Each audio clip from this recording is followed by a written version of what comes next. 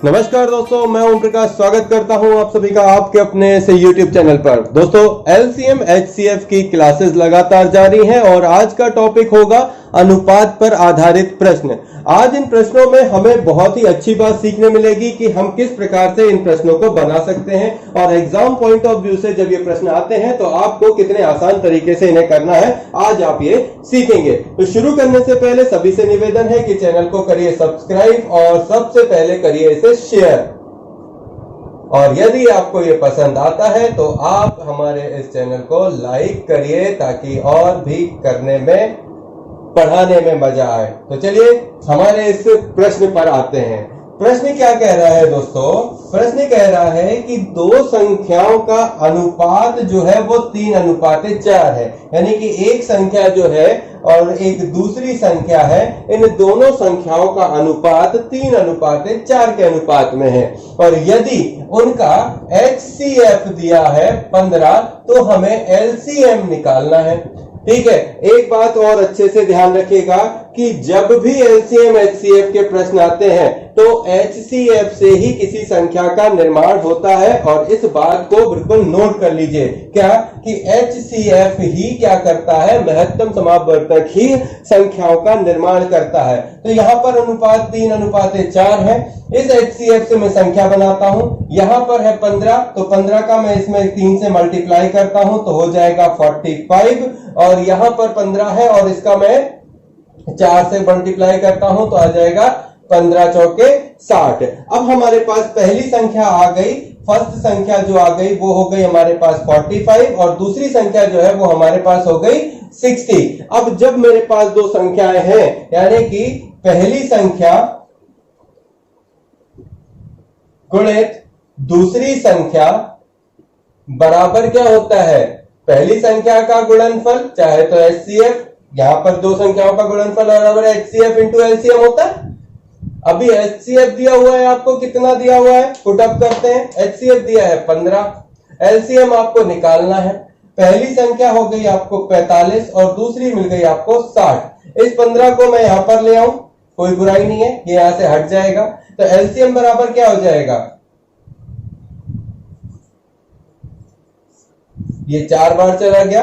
अब यहां पर 15 9 दूनी 18, तो 180 जो आया वो क्या आ गई, आपकी संख्या आ गई। और आपसे पूछा क्या था कि आप यहां पर LCM क्या निकलेगा वो बताओ, तो हमारा LCM कितना निकल आया, LCM निकल आया आपका 180।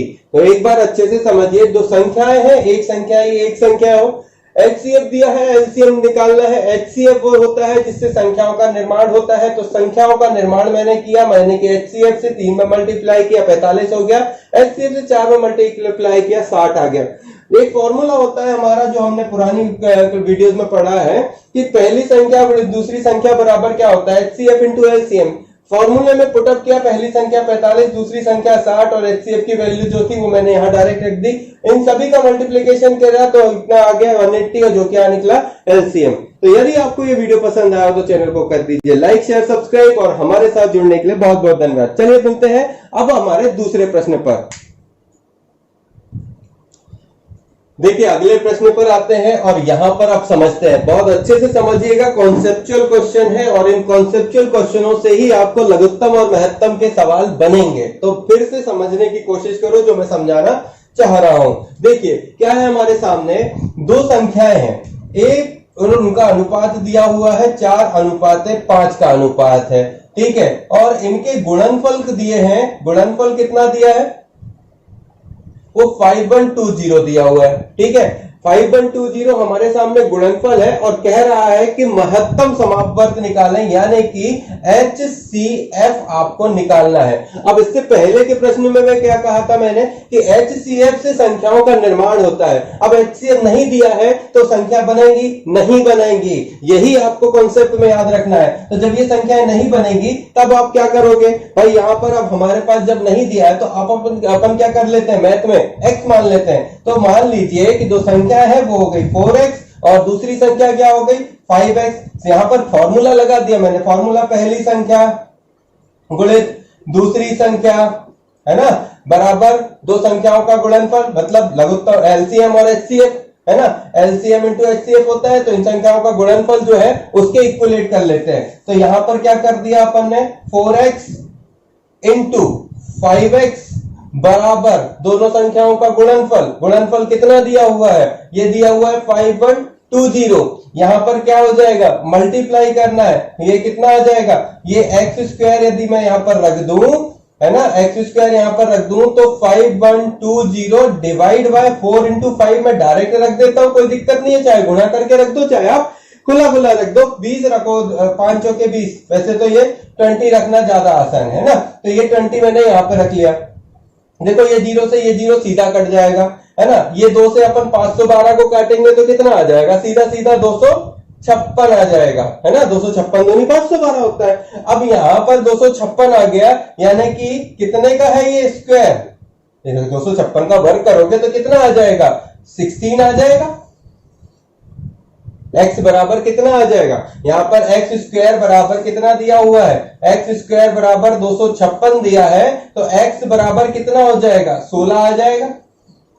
जब आपके पास ये आ गया तब अब आप क्या कर सकते हो, ये जो x है इस x से ये आपका क्या निकल कर आया, ये वो आया x जो कि आपने माना हुआ था। तो जब आपने x बराबर 16 मान लिया तो अब 4x बराबर क्या हो जाएगा, 16 इंटू 4 कितना हो जाएगा, 16 चौके 64 हो जाएगा। और यहां पर कितना है 5x, मतलब 5 इंटू 16, तो कितना आ जाएगा, 16 पंचे 80। तो दो संख्याएं थी, इन दोनों संख्याओं से आपकी क्या निकल आई, वैल्यू निकल आई। और यही तो आपसे पूछा था कि HCF की वैल्यू निकालिए, तो ये आपकी HCF की वैल्यू निकल गई। और HCF की वैल्यू से ही संख्याओं का निर्माण होता है, वो हमने करके देख लिया। तो जब भी ऐसे प्रश्न आते हैं तो इनको कॉन्सेप्ट से बैठाना जरूरी है। तो चलिए करते हैं अब अगले प्रश्न को, आते हैं अब इस सवाल पर और समझते हैं क्या कह रहा है। देखो, दो संख्याओं का अनुपात 7:9 है, जबकि दोनों संख्याओं का अंतर आपको 10 का दिया हुआ है। तो ये एक हो गई संख्या 7x और दूसरी संख्या हो गई आपके सामने -9x, क्योंकि अंतर जो है इन दोनों का 10 है। एक संख्या और दूसरी संख्या में अंतर कितने का है, 10 का है। तो देखो दोनों संख्याओं के अंतर में डिफरेंस देखो तो कितने का है, 2 का है, बराबर 10।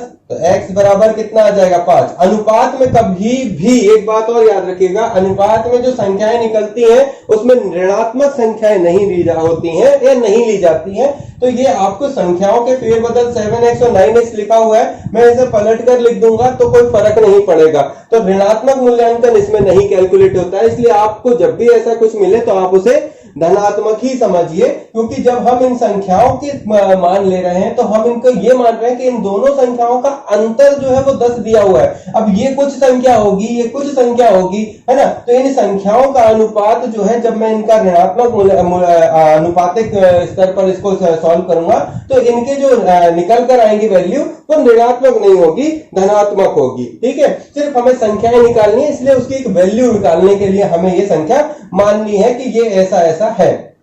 बताते हैं आगे और समझ में आएगा। ठीक है, तो यहां पर एक चीज को ध्यान रखिएगा कि जब भी ऐसा लिखा हो तो इसमें बीच में माइनस लगाओ, तो इसमें माइनस का मतलब यहां पे माइनस नहीं लगाना है, ये संख्याओं के बीच के डिफरेंस को बता रहा है कि इनके डिफरेंस में ये वैल्यू होगी। तो ये डिफरेंस की वैल्यू को बता रहा है, हमने उस डिफरेंस को कैलकुलेट करके x की वैल्यू फाइंड कर ली। अब क्या कह रहा है कि बड़ी संख्या निकालो। अब बड़ी संख्या निकालने के लिए देखिए हमारे पास ये दो संख्याएं थी, कौन कौन सी, 7:9। छोटी संख्या में अगर यदि मैं 5 का गुणा 7 में करूंगा तो कितना आ जाएगा, 35, और 9 में, है ना, यहां पर मैंने इसको निकाला तो एक संख्या निकल आई, और यहां पर क्या है, 5 का गुणा 9 में कर दूंगा तो 45। अब आपको क्या निकालना था, बड़ी संख्या निकालना था। अब आपको खुद बताइए कि 35 बड़ी होती है या 45, डिफरेंस कितने का निकला, अंतर कितने का निकला, 10 का। और दोनों संख्याएं कौन कौन सी हैं, 35 और 45। सही भाई, सब बात आपको समझ में आई कि क्यों यहां पर माइनस नहीं लिया था। तो जब भी अनुपात की बात होती है तो ऋण या माइनस जो है वो कैलकुलेट नहीं करते हैं, नहीं लेते हैं, नहीं मानते हैं। तो हमें क्या कहा था, बड़ी संख्या निकालो, तो आपको बड़ी संख्या 45 मिल गई। तो इस प्रकार सवालों को सॉल्व करना है और आसानी से आगे बढ़ना है। आगे करते हैं अगले प्रश्न पे और समझ में आएगा। देखो पुराना प्रश्न माइनस पर था, यहां पर योग बता दिया, तो समझिएगा क्या कह रहा है। दो संख्याओं का योग कितना दिया हुआ है, 520 दिया हुआ है, ठीक है। और दोनों संख्याओं का अनुपात 11 और 15 है, तो 11 और 15 ये दो संख्याएं हैं जिनके योग का कितना है, 520 है, तो इनमें योग लगाना पड़ेगा और इसको x और इसको भी x मान लेते हैं। तो दो संख्याओं का अनुपात 11:15 है और उनका योग 520 है, तो मैंने योग कर दिया। छोटी संख्या निकालनी है, अब इनको जोड़ दो, है ना। तो 11x और 15x कितना हो जाएगा, 5 और 1 6, 1 और 1 2, ये हो गया x, 26x बराबर 520। x बराबर यदि निकालो तो 520/26 और 26 दूनी कितना होता है, 52, तो ये 0 हो जाएगा। कितना निकल आया, x बराबर बेटा 20 निकल आया। अब पूछ रहा है आपसे कि छोटी संख्या निकालो, तो 11x बराबर कितना हो गया, यहां पर कितना दिया था, 11:15 दिया था, यानी कि 11 में मैं इस 20 का गुणा कर दूं और यहां पर 15 में मैं 20 का गुणा कर दूं, तो क्या निकलेगा, 11 दूनी 22 और 15 दूनी 30, ये 220 निकला और ये 300 निकला। छोटी संख्या कौन सी है, 220 है या 300 है, तो 220 छोटी संख्या है, तो यही आपका आंसर निकल आएगा, बन जाएगा ये सवाल।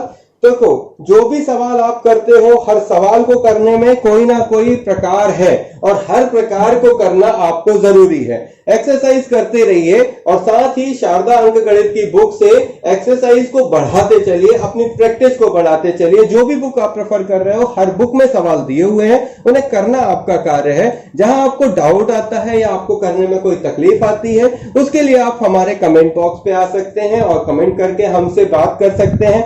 हमारी मेल आईडी के माध्यम से आप हमें कमेंट कर सकते हैं, मेल कर सकते हैं। और दूसरी और तीसरी बात है, आप हमारे टेलीग्राम ग्रुप से जुड़ सकते हैं। तो सभी बातों के साथ मैं आप सभी लोगों को इस बात के लिए आगे बढ़ाता हूं कि हम लघुत्तम महत्तम के सारे सवाल करते हुए आगे बढ़ रहे हैं। नए प्रश्नों को जानना है, सीखना है, तो चैनल को कर दो लाइक, शेयर, सब्सक्राइब और पाइए नए अपडेट्स जल्द से जल्द। तो चलो दोस्तों, अगले वीडियो में जल्दी ही मिलते हैं आप सभी से। लेते हैं इजाजत। जय हिंद, जय भारत। थैंक यू दोस्तों।